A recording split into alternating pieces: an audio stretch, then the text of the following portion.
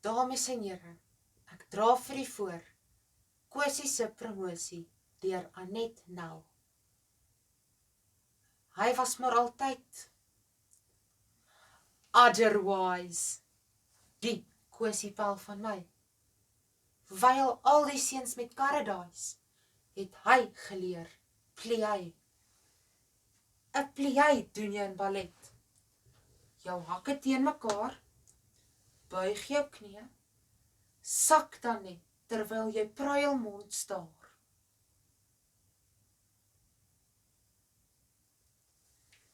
Terug na Kosie. Die jou siel kon dans net soos 'n swaan. Hy het hard geoefen voor die spieël. Kon op sy twintjie staan.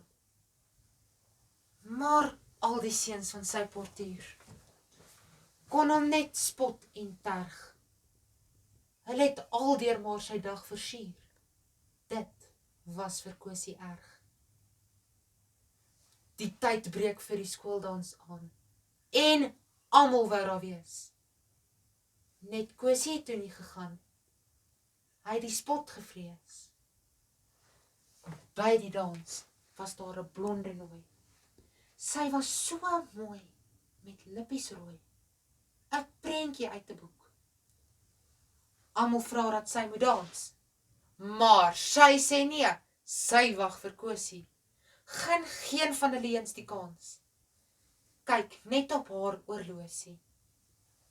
Die volgende dag kyk al die ouens na Kosie met respek. Met so 'n girl verdien jy trouens by die manne 'n ereplek.